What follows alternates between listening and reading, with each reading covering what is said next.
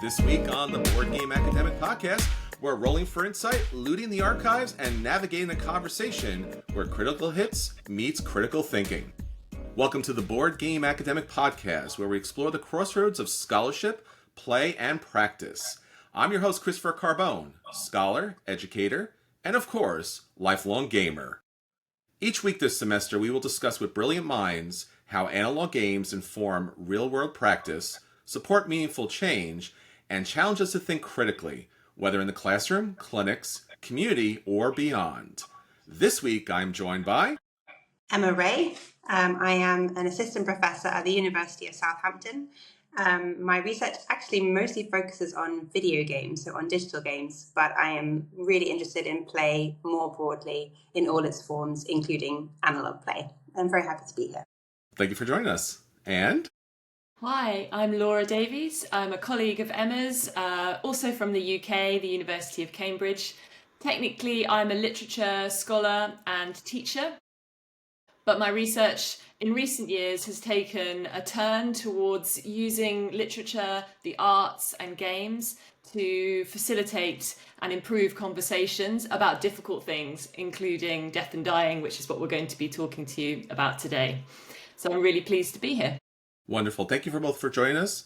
Emma, let's start with you. You mentioned that your work has primarily been in video games, and now you're coming along to analog games, tabletop games. Any tabletop games, analog games, any kind of game systems that really brought you into utilizing or think about utilizing tabletop games in your work? I think tabletop role-playing games have always been a huge fascination for me. A lot of my research, recent research, has been looking at gaming and mental health. Yes. And I think tabletop role-playing games in particular are such a fruitful and fascinating and quite novel, although, people have been working on it and writing about it for a while, but in terms of like coming in sort of mainstream psychotherapy, it's just a really exciting time to be exploring that. And in terms of just my personal games preferences and interests, I do love a good deck building game. I love games that have indirect competition or kind of sort of semi-cooperative games. So I love the game Wingspan, for example. Sure. And I also just love like a good kind of social party game. I love Dixit. Again, maybe it's the kind of psychotherapist interest in me that I'm always really intrigued to see how people justify and rationalize their responses to that really beautiful but simple game. So yeah, that's me. Wonderful. How about you, Laura? So I came to games in the technical sense really, really late. But I would say that as a child, I was all about the kind of imaginative adventure. It was probably quite strange, only child who spent quite a lot of time in imaginative worlds of my own making. And then I guess because I'm old, but there was a trend in the, mid-2000s for people our age to hold like murder mystery investigation parties or weekends. I don't know if these were a big deal in the States. But it's essentially a long and extended game of sort of Cluedo or whodunit, except played out over the course of an evening. And so I became really interested in the kind of crossover between real life, because you're actually at a friend's house, genuinely with your own friends eating dinner, but at the same time also committing or investigating a murder. And so in more recent years, I don't quite do that anymore, but Emma has been opening my horizons to the kind of plethora of games that are out there. And like her, we have a colleague in Cambridge who's a really wonderful therapist who uses Minecraft in her therapy work with children, both literally having them in her house and playing Minecraft, but also she has a therapy room in Minecraft. And she's really been interesting for me to learn about the sort of interaction between kind of rules and restraints and alternative sets of codes of behavior and so on, and how they interact with being alive, in the present moment as a child or an adult now. So I am a beginner, so I'm really keen to get tips from others. Well, you went from a very kind of how would you say it, early stage to using tabletop games in probably the most, you know, late or extreme stage of life. So I find that so interesting because when we think about tabletop games, we think automatically children. And we don't think about end of life and dying and all that kind of dynamics that we deal with typically later in life, God willing. Emma, maybe you could talk a little bit about why that subject. Again, it's something that seems so diametrically opposed to each other, but I'm assuming that there is some common ground there. Yeah, initially, I think when people say our project title, we sometimes call it "Playing at Dying." When we're speaking to people, and I think that can sometimes cause a bit of dissonance or a bit of friction because people feel like not only is it sort of it's incongruous to put those two verbs together, but also maybe like a bit inappropriate. People feel like maybe bringing play and death together kind of trivializes death and dying. And yeah, equally bringing death into play kind of is a bit of a spoil sport move and kind of ruins the fun. But actually, I think what we found is through our conversations with end-of-life care experts and also with game designers, that there is a lot more overlap and a lot more kind of congruity between the two activities, if we can call death an activity, dying an activity. It's an active process. At least thinking through what it means to be alive, play and death are actually both fundamental experiences and foundational experiences, I suppose. And so, yeah, we actually found that it wasn't like trying to, ram a square peg in a round hole, but much more actually a kind of smooth and interesting and sort of dynamic relationship between those two things. I'm interested in, I saw a master's research presentation once that said it was looking at different groups' death acceptance profile. And mostly, it's the older kind of populations who have higher rates of death acceptance, except for there was this one amazing anomaly, which was TTRPG players absolutely went off the chart in terms of their comfort and their ability and willingness to embrace and accept their own mortality. And I thought that was so fascinating. And that really, for me, like sort of piqued my interest and led me down this long, deep rabbit hole of exploring how roleplay in particular might completely reframe how we think about our shared mortality. Wonderful. And as you mentioned, Endgame, Playing at Dying is your title for your journal or the scholarship that's going to be at the academic conference this October 4th and 5th at the National Museum of Play. Laura, can you tell me a little bit, again, the context of dying? Again, this is something we typically don't talk about. And even as I'm trying to have the conversation with you about it, I'm grasping at the words because it's not something that typically we keep in the vernacular, even though it's part of our just human existence. Sure. So it might help to give a bit of context. So I and a colleague also called Emma, a different one, founded a project in about 2018 called A Good Death with a question mark. That question mark's really important because it's not a descriptive project, it's an exploratory one. It was born out of our understanding that as scholars of history, something seems to have happened in recent centuries whereby we have lost physical and literal contact with death and dying because it tends, and I'm speaking here usually about people who are in quite a privileged position, but nonetheless, it tends to take place in a hospital rather than in a home, and to be a very medicalized process. So we were trying to think about how it might be that we could encourage people to think new things about death and dying, to have a wider vocabulary about it, and to have more confidence in talking about it. Really importantly, before it becomes imperative to do so, because often really important conversations happen with relatives or friends when they haven't very much time left. Sure. And much of the framing, at least in the UK, in the kind of for healthcare professionals, emphasizes how important it is for people to have agency and to be able to express their wishes and desires and to be supported by the right kinds of people. But actually those kinds of things are not things you can just come up with on the cuff probably. And also you might want to try out and figure out what you wish for, but also how you feel. Trying out different possibilities and discarding ones that don't resonate with you, as opposed to having a really clear understanding about your attitude to medication, for example, or how you might navigate giving choices or agency to someone other than you, or how you might want to be remembered, or what you might want to happen at a funeral, or all of those kinds of things. So the background to this was trying to think about the most effective ways that you could give people opportunities to try things out and to occupy different intellectual, emotional, spiritual places that they might not do in their ordinary life.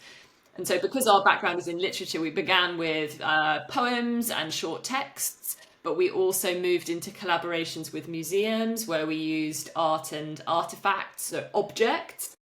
And we also ran live events where people could make things, make mourning ribbons, for example, which were a very big deal in the 19th century, or other kinds of interactive activities. And from there, you can see how it wouldn't actually be much of a step to other kinds of interactive activity in the sense of gaming.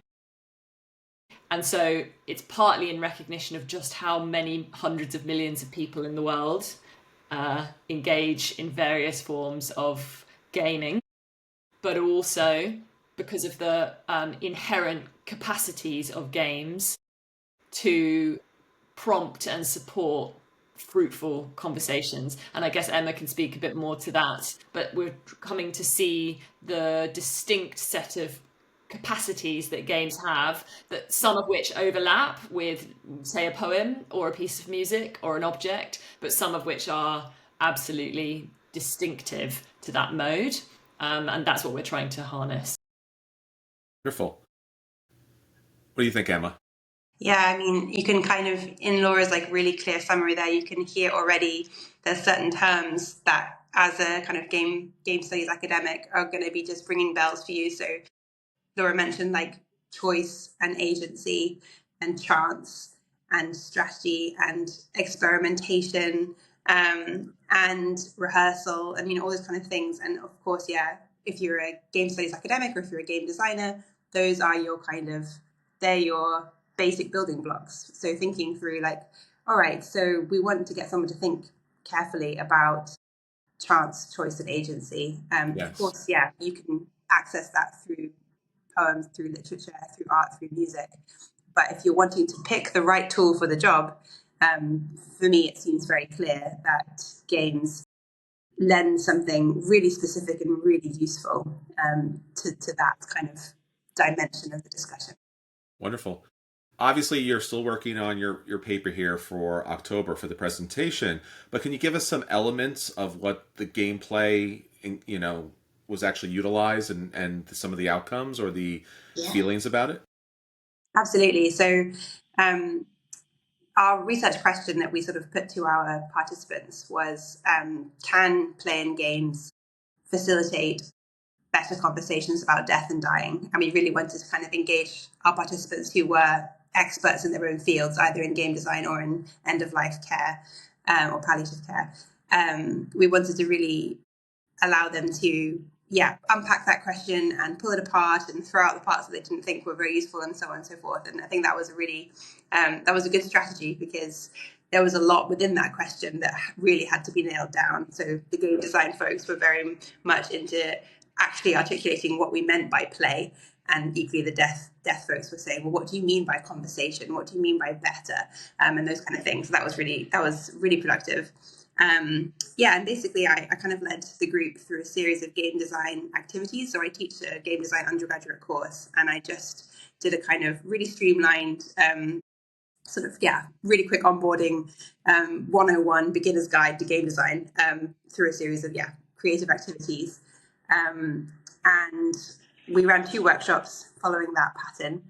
And by the end of the second workshop, we actually had 2 playable prototypes, which I think is pretty cool for, obviously, I mean, I was massively helped by the fact that we had game designers in the room, including professional game designers, who really, shared the weight with me of like, getting people who didn't see themselves as game designers. Although interestingly, I think that that was one of the most important shifts, was actually getting people to see themselves as not just players of games, but as designers of games. I think that was really important. So yes, we ended up with 2 playable prototypes. I took those away. I had a baby. I went on maternity leave. And during that time, I sort of tinkered with these prototypes, and I built a kind of hybrid that took the kind of most interesting elements from both of the prototypes. And that's ultimately what formed the kind of alpha version of Endgame, which we then play tested sort of later with different groups.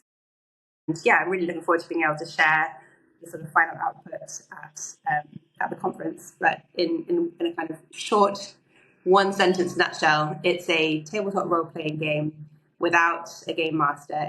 It's a one shot, so it takes about 2 hours to play. It's divided into 4 chapters that follow the 4 suits of a standard deck of playing cards. One of the things that we wanted to make sure was that it was really easy to disseminate, and you didn't need any special kind of, you don't need like a D20 to play it or whatever. You just need 1 deck of cards, a pen, and the printed materials. And it kind of invites the players to step into the role of some intergalactic refugees who are aboard a dying planetoid, and they have to prepare themselves to journey into the void after the planetoid is falling apart, which is already in process at the beginning of the game. And again, we wanted to take this metaphorical or allegorical approach. We didn't want to make a game where you kind of role play being in a hospice, or you role play being a patient, but instead allowing people to come at that conversation in this slant-wise way, which is, again, I think something that role-playing games, fantasy games are so good at doing. They allow you to broach these difficult questions.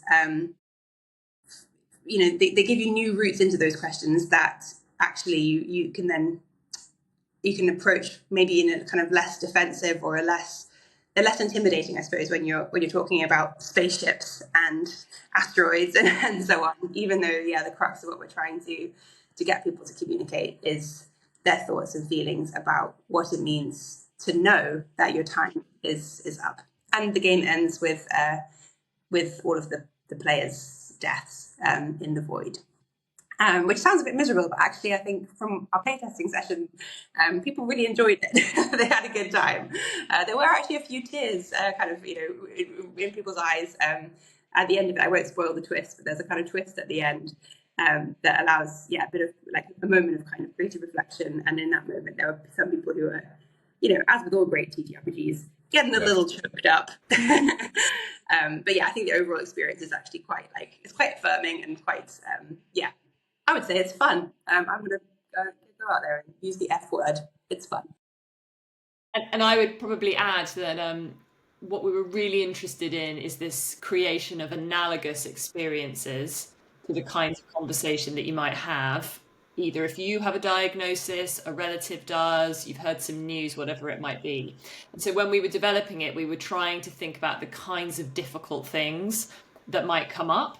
Not so much specific scenarios in the sense of what room you're in or what diagnosis you have, but things like, for example, how does it feel to progressively lose capacity? Or how might it feel to have abilities one day that you don't have the next, but then they come back again? Or what does it feel like to give away belongings or possessions to others? How does it feel to be that other and to receive, either in a will or in a bequest or in some other way, something from someone? That could be some kind of awful figurine of a dog that you don't want, but you're going to have to accept because it's been given with love. But it might also be being let in on a secret that someone is telling you that you need to then hold or decide what to do with. Or other experiences might be of fear of saying the wrong thing, or of wondering how this scenario has changed the dynamics of your relationship, which were previously clear. Those kinds of things, I think, are, if not universal, then very common and quite difficult to navigate if you've not navigated them before. I don't think that this game has managed to provide an analogous scenario for all of those, but it does provide analogous experiences for quite a lot of them, actually. Sure.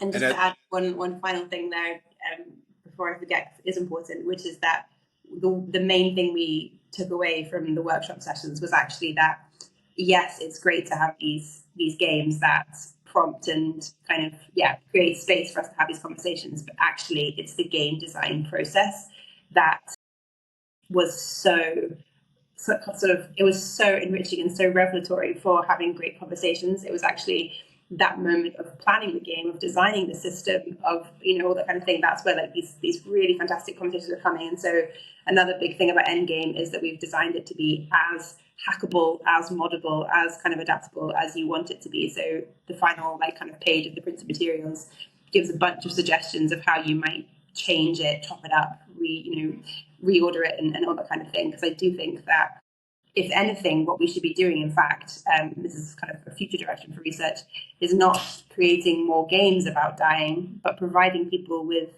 the tool sets, the toolkits to make their own games, to play their own way. And that's, I think, that the next big step for us, probably, with our next grant.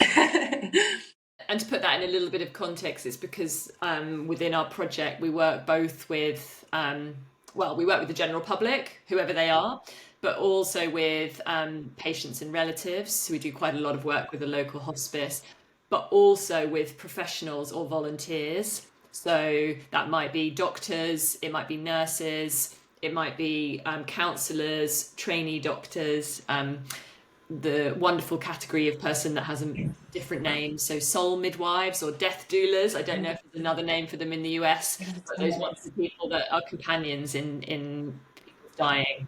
And so we're thinking about how to create resources that are that could be used to enhance their training and their interpersonal kind of relationships and so forth, as well as how people who do not work in that field might use it. And Laura, you were mentioning, and I know Emma as well was mentioning, all the different ways of looking at these different subjects, whether it's poetry or music or even video games. For you, Laura, coming into the tabletop area and exploration, how is that different or better or unique? Like, what was the experience for you as a professional, playing with, understanding with, grasping with it, at the same time of also dealing with obviously a very difficult subject? So there are two things I'd pull out. Partly, I was quite reluctant initially, and I suspect I might be part of a population out there who wouldn't think that this is for them.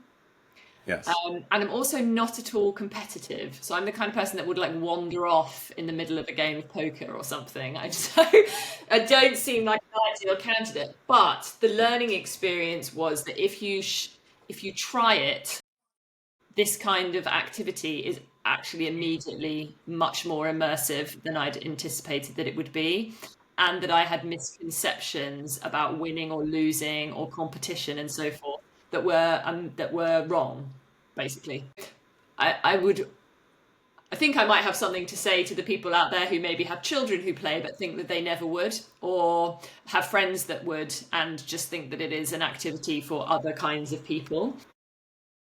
I could speak to that. But secondly, and perhaps more specifically, and I think this is probably something that Emma taught me, it's that one of the things that a game can offer is a doubleness. So it can represent to you and enable you to feel sadness or anger or fear or whatever. But also, because you have agency within the game, you can then layer on top of that feeling other emotional feelings like regret or frustration or annoyance at your play. And those two things exist in a really interesting tension.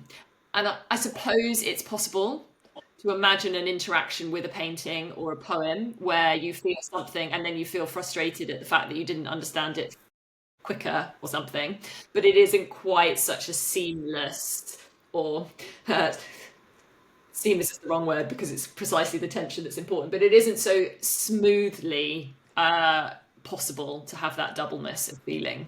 And so that's one of the key things I would say that games offer that other kinds of interactions don't. Wonderful. Yeah, exactly. Yeah, I think that's really key. Like, play is inherently a meta activity. Like, when we play, we know that our like two fingers held up are not a real gun, or we know that, when we kill somebody in a video game, we know that they're not really dead. And I think you can watch a film, that's about the last moments of someone's life, and it can be, like Laura said, incredibly moving and really impactful. And I think that's still obviously incredibly important for the conversations about death and dying. But what you have with the game is, again, that, like Laura mentioned, that sense that, well, firstly, that the game is a kind of reflection, a kind of mirror to your own decision making. So you feel that you see your own actions kind of presented back to you on the screen, which I think prompts self-reflection and self-awareness in really interesting ways. But secondly, yeah, like Laura said, you have this kind of two-layer of emotion where you're also aware of your emotion. And again, from a kind of therapeutic angle, that is the holy grail, right? To get somebody to not just feel the thing, but to reflect on how it feels to feel the thing. And games are really good for that. Well, wonderful. I mean, obviously, we're really looking forward to this scholarship coming up at the Strong National Museum of Play on October 4th and 5th, and we want as many people as possible to register so they could hear more about your work and be able to explore that. Is there anything else as far as projects or research or scholarship that you're looking to do either from this project or separately from this project to moving forward that people should know about? I think, both me and Laura are really keen to continue working with our amazing, amazing participants who have been so, so important for this project. Working with end-of-life care professionals is such a privilege. They're such cool people, such great and interesting perspectives on the world. So that's something, that I would love to continue doing. For me, I think my next step is I really want to properly theorize this game design as therapy route. So kind of like a kind of branch of art therapy, but rather than as I said, focusing on getting people to play games about death and dying, but instead getting people to design games about death and dying. That's something that I'm really fascinated by and I really want to pursue. And yeah, it's wonderful to be able to contextualize not just your passing, but the life and how it leads into it by creating that world. Exactly. Because there's so many objects that we interact with to kind of help us understand and communicate. But the more it can be our own original creation, the more likely we are to find true meaning from it. Exactly. Just prompting someone to articulate the system that underpins such a complicated experience like death and dying it's amazing. Like, to see the kind of thought processes and ideas and how they evolve through the course of doing that. And again, I think it's just something so special and unique to game design, which is that when you're asking someone to remediate, lived experience as a system, it creates this critical and emotional distance from the topic that makes people so brave. Yes. It makes people feel safe enough to actually tinker with and touch and poke and probe these parts that otherwise they would be so reluctant to do. And I really think that games and play, they massively increase our tolerance for negative affect, and they bring out, they can bring out the best in us. I'm not talking about Monopoly brings out the worst in us. But with the right system and the right kind of aesthetics and setup and prompts and blah blah blah, blah, you can really make people can really amaze you with their capacity for reflection and for honesty and for openness and for flexibility and creativity and curiosity and all those other glorious human traits that makes me feel a little bit less misanthropic than I do on a day-to-day basis. How about you, Laura?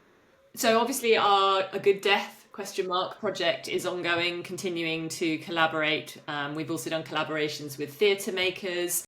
Maybe in the show notes, when people can see a link to our website, you can see all of the resources, including materials that we've made in the workshops that Emma's been talking about, but also 3 short audio and visual dramas that we created during the pandemic with a wonderful theatre company called Menagerie Theatre in Cambridge. So I continue to hope to collaborate. I also have a set of really wonderful colleagues in Cambridge who do a lot of work on digital immortality and intersections between the philosophy of living and dying and how it's changing. I know there's already some really great work in that field, but there's more to be done. And I guess my pet project is in thinking about how we can improve the quality of the humanities in the broad field of medical humanities. So again, that is not a new field, but I think there's room to bring the really specialized literary critical or game design expertise that people like Emma and I and many others have to really enhance the quality of the, as I say, the humanities bit of that field, which up until now, there's been good work, but it tends to be kind of art therapy for patients, that sort of thing, which is valuable. But it's quite heavily dependent on thinking about ideas of narrative and narrative wholeness and coherence and so forth, which I'm not the only one to feel a little bit uncomfortable with in its kind of homogenizing of how people might understand themselves and their lives. And I think that continuing this work in the area of games design and play will be a really good way to nuance that kind of conversation around selfhood and narrative. Wonderful. And then obviously we have the upcoming conference where they could hear about all this. Is there any other presentations or opportunities at the conference that you're looking forward to hearing about or seeing? I am once again very, very pregnant. So unfortunately, I won't be there in person because I will be probably with my new baby. However, as you know, I didn't say this in my bio, but like I am an educator, and I'm really, I'm a passionate teacher, to be honest. Like it's something that brings me so much joy and fulfillment. So for me, all of the conference papers that are touching on the intersection between pedagogic strategies, education strategies, and so on, and game design are right up my alley. And I hope I can at least asynchronously catch some of them on the online version. Because sadly, I will not be at the museum, which I'm also gutted about, because what an amazing venue for the conference. I would have loved to have gone there too, but maybe next year. We'll definitely be back there next year as well. Brilliant. I mean, as I say, I'm a novice, so obviously I just want to learn as much as I can from everyone. But the word that's really speaking to me is quite near the top, is the roundtable with the phrase cultural longing. I really think that I assume everyone thinks that they're in a particular cultural moment. However, I actually do think that this 2025 mid 21st century moment is one where there's a lot of dissatisfaction, discomfort, there's also a lot of suffering and so forth. But even for those of us who are lucky enough to be in a relatively stable situation, I think the sense that something is missing or not quite as it should be, of a longing or a wish for other kinds of fulfillment or connection or insight or empathy or connection with the world that enables action. That is a really powerful concept, and I really think that the expertise of the people there would have new things to bring to that conversation. Wonderful. Well, Laura, Emma, thank you so much for joining us. You can find their work in the show notes and, of course, on boardgameacademics.com, where you'll find their profiles, their scholarship, and then once the journal comes out, journal number 3, you'll actually find their full papers there as well. And obviously, if you have an opportunity, please do attend. The conference will be a great opportunity, whether it's in person or online. So until next time, keep thinking and keep rolling critically. Take care, everybody.